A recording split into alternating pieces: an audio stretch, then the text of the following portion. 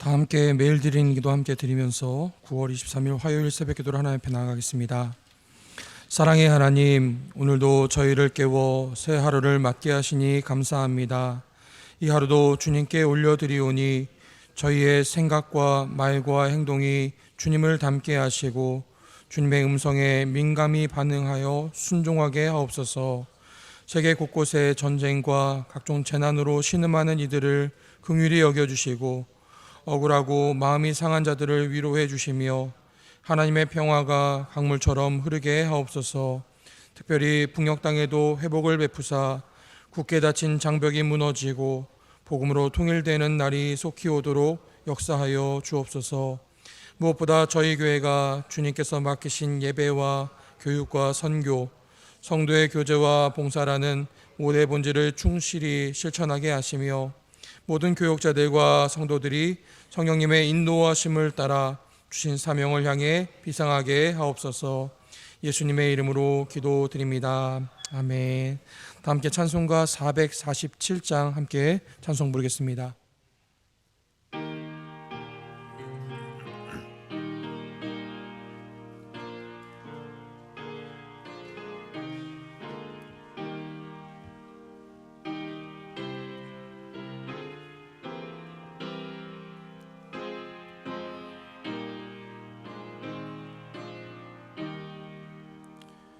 이 세상 끝날까지 주 섬겨 살리니 내 친구 되신 주여 늘 함께 하소서. 주 나와 함께 하면 전쟁도 겁없고 주 나를 인도하며 늘 안심하리라. 나 주를 따를 때에 주 약속하신 것 그 영광 중에 모두 이루어 주소서. 나 주의 뒤를 따라 섬기며 살리니 그 크신 은혜 속에 날 인도하소서. 이 세상 온갖 시험 마음을 흔들고 저 악한 원수들이 안팎에 있으나 주 나를 돌보시사 내 방패 되시고 내 옆에 계신 것을 늘 알게 하소서. 저 영광 빛난 곳을 주 허락했으니 그 허락하신 곳을 늘 사모합니다. 끝까지 쉬지 않고 주 따라가리니 주 넓은 사랑으로 늘 인도하소서.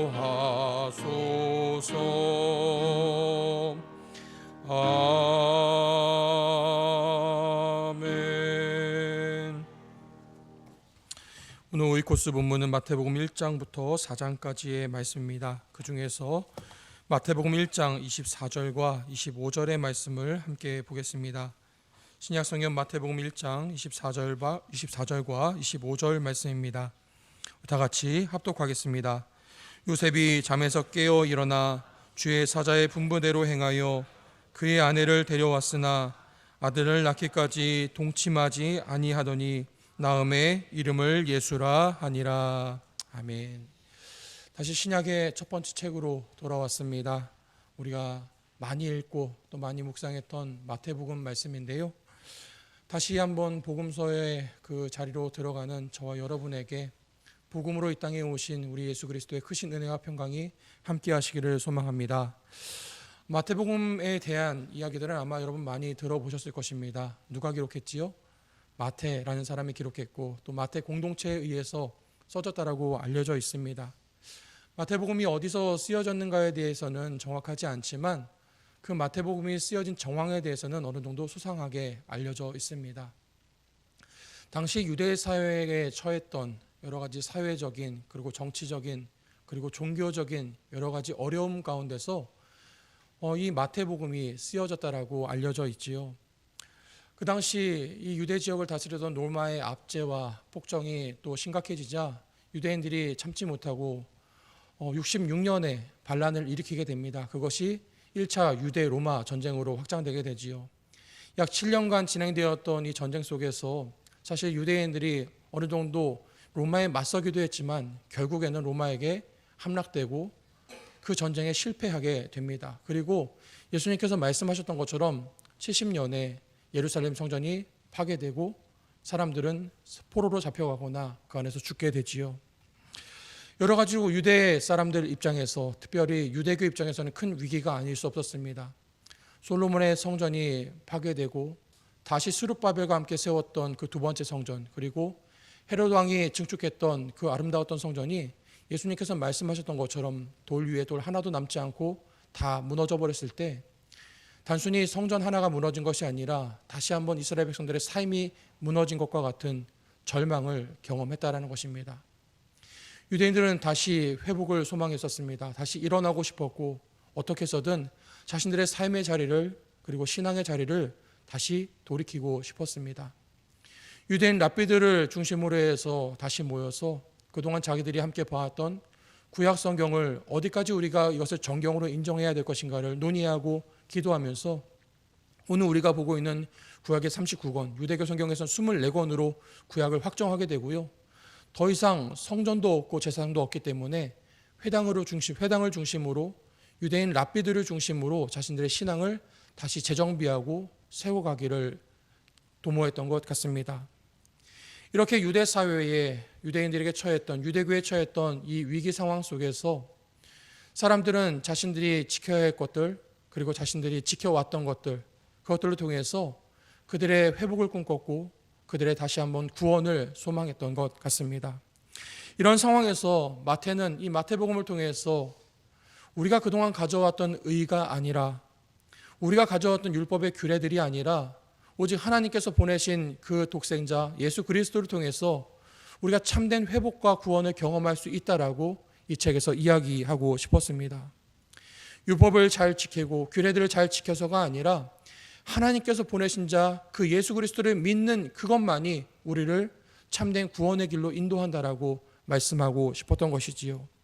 그러다 보니까 이 마태복음에서는요 곳곳에서 전통적인 유대교 교리와 예수님의 그 가치가 상충하고 대립하는 것들을 의도적으로 기록을 하고 있습니다. 5장부터 이어지는 산상수훈에 보면은 예수님은 그 말씀을 이렇게 시작하고 계십니다. 너희가 전에는 옛 법에서는 이렇게 들었으나 나는 이렇게 이야기한다라고 옛 법과 예수님의 법을 상충해서 대립하여 보여주고 있고요. 안식일에 관한 논쟁에 있어서도 그들이 지키고자 했던 여러 가지 안식일의 규례들 그것이 아니라 그 안식일의 참된 주인이 누구이신지 예수님은 그 안식일의 주인이 당신이심을 그들에게 말씀해 주고 계시더라는 것이지요.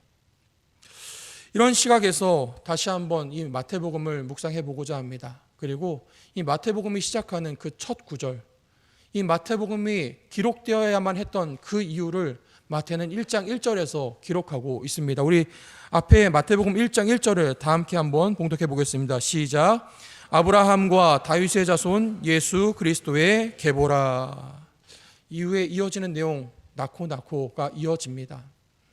사실 아브라함과 다윗의 자손 예수 그리스도의 계보라라는 이 짧은 한 문장 안에 이 마태는 자신이 이 마태복음을 통해서 하고 싶은 이야기, 들려주고 싶은 이야기를 모두 다 담아내고 있다고 봐도 과언이 아닐 것 같습니다. 이 짧은 구절에서 우리가 주목해보고 싶은 단어는 바로 계보라는 단어입니다. 이 계보라는 단어는요, 게네시오스라는 단어인데요. 이 게네시오스는 게네시스, 여러분 잘 알고 있는 제네시스의 소유격을 의미합니다. 여러분 제네시스 들어보셨지요? 차 이름이기도 하지만 사실 탄생, 시작, 기원을 의미하는 단어입니다. 그리고 우리는 이 제네시스를 생각할 때 창세기를 가장 먼저 떠올리게 되지요. 하나님께서 세상을 어떻게 시작하셨는지, 어떻게 그 기원을 두셨는지를 창세기가 보여주고 있기 때문에 이 게네시스는 창세기라고 번역되기도 합니다. 바꿔 말하면 오늘 1장 1절 말씀은 아브라함과 다윗의 자손 예수 그리스도의 창세기라, 이렇게도 바꿀 수 있다라는 것이지요. 여러분 뭔가 의미가 조금 더 가깝게 와 닿으십니까?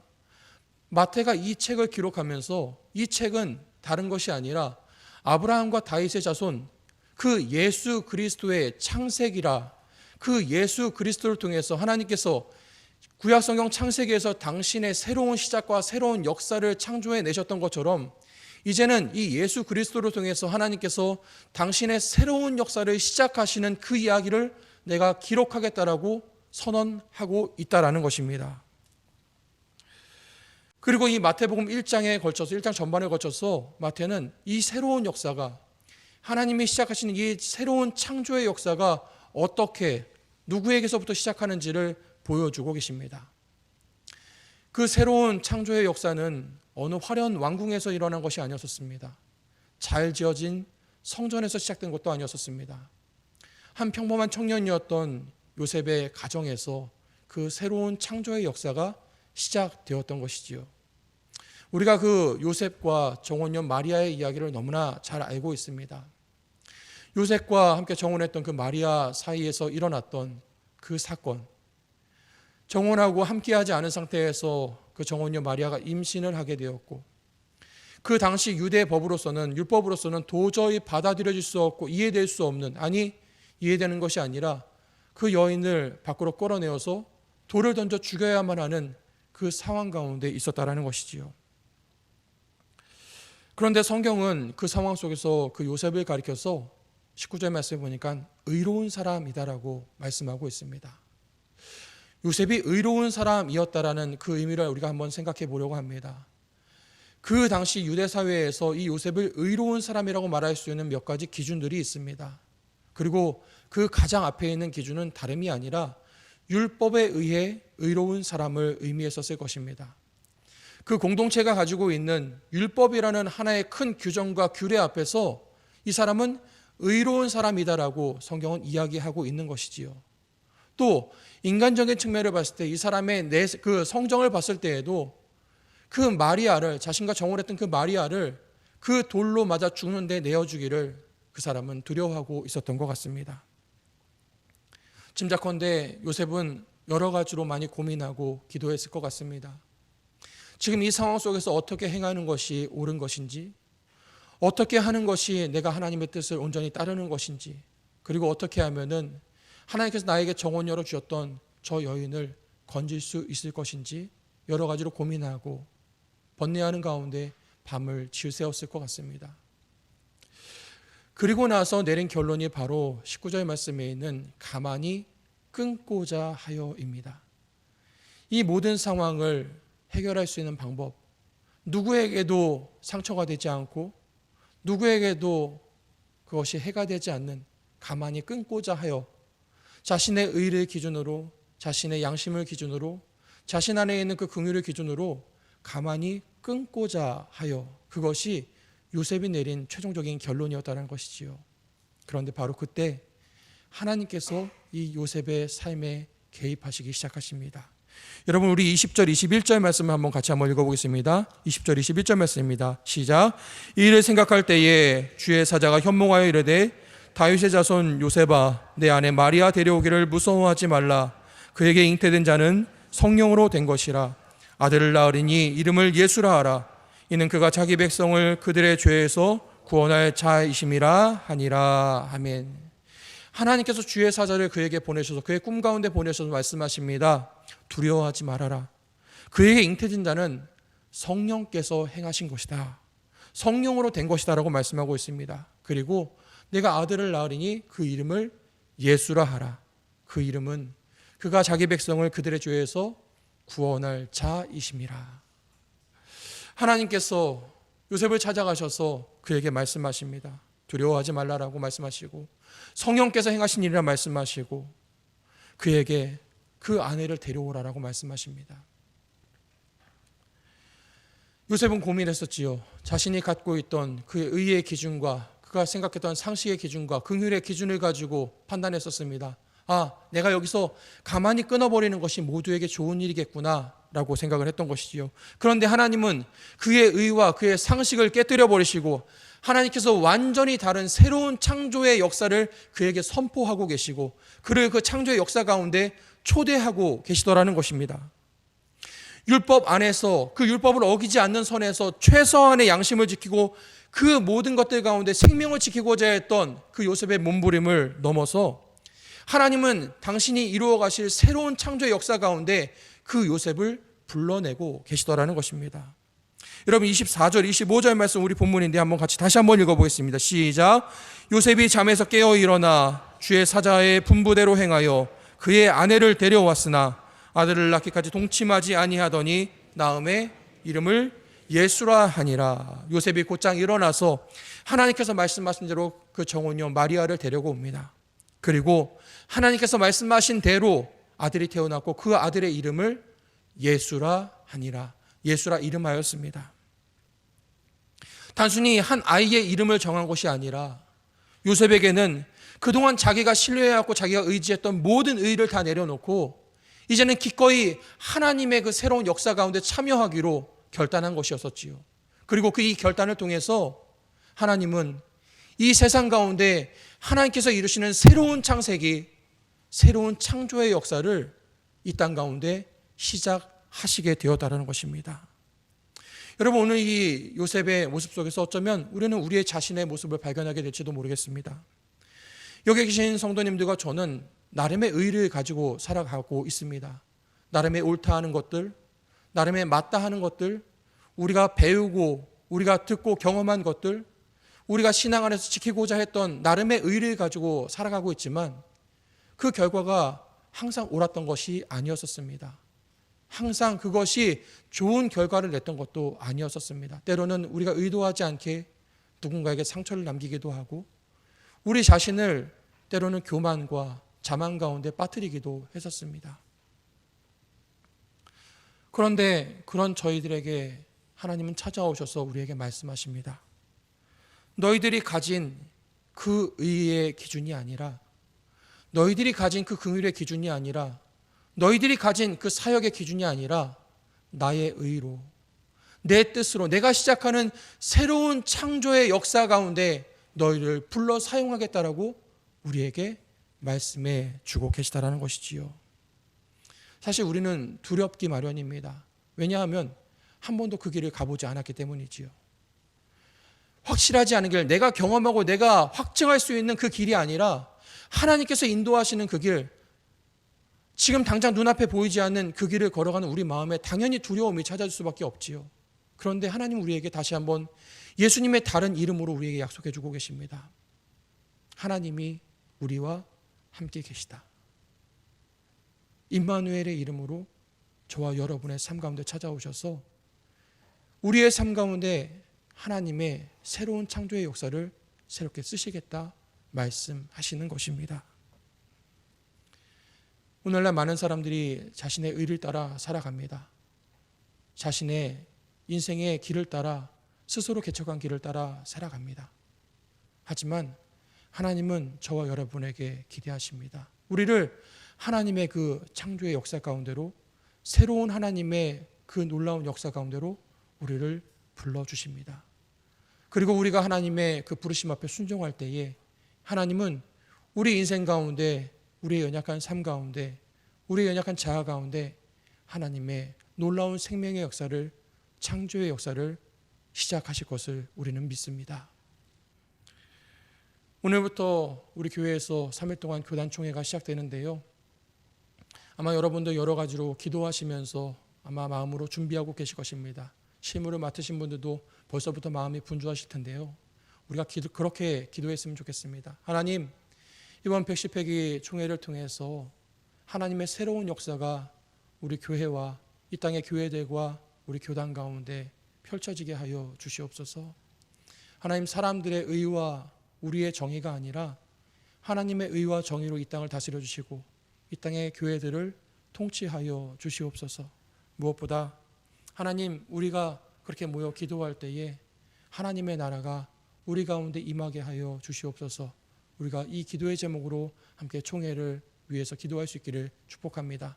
오늘 하루 우리 성도님들의 삶의 모든 자리가 하나님께서 역사하시는 새로운 창조의 자리가 되어서 모든 무너진 것들이 일어서고 다친 것들이 회복되어지고 모든 죽은 것들이 살아나는 하나님의 창조의 시간을 살아가시기를 주님의 이름으로 축원드립니다. 함께 기도하겠습니다. 사랑의 하나님, 오늘도 복된 새날을 허락해 주시고 주님 앞에 예배함으로 하루를 시작하게 하시니 감사를 드립니다. 오늘도 하나님의 선한 인도하심을 구하며 저희들의 삶의 자리로 나아가기를 원합니다. 저희의 생각과 바람보다 하나님의 뜻과 기대가 이루어지는 하루가 되게 하여 주시옵소서. 하나님의 새로운 창조의 역사가 저희들의 삶과 가정과 일터와 또 세상 곳곳 가운데 이루어지게 하여 주시옵소서. 특별히 가난과 굶주림과 폭력과 재난 가운데 있는 이들에게 하나님의 은혜를 부어주시기를 기도합니다. 저희들의 탐욕과 거짓과 불의로 인해 고통하고 있는 이 세상의 많은 이들에게 하나님께서 방패가 되어주시고 다시 일어설 수 있는 반석이 되어 주시옵소서.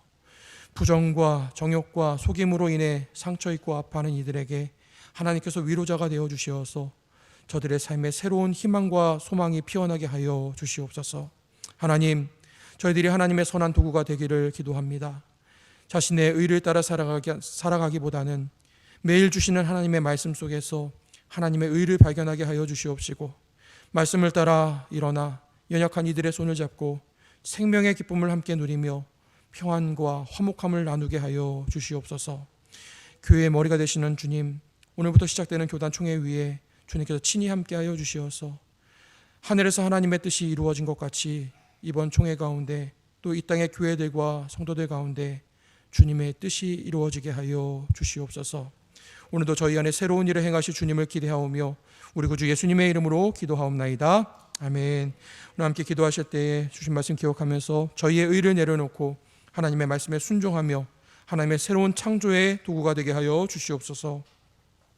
담임 목사님의 TV 라디오 설교 방송과 말씀 산책을 통해서 하나님의 나라가 전파되게 하시고 우리 영락교회가 담당하고 있는 사회복지재단 각 기관들 가운데 하나님의 은혜가 충만하도록 역사하여 주시옵소서. 특별히 오늘부터 시작되는 교단 총회 위에 하나님 친히 주장하여 주셔서 거룩한 총회가 되도록 인도하여 주시옵소서. 우리 함께 기도하며 다 함께 삶의 자리로 나아가도록 하겠습니다.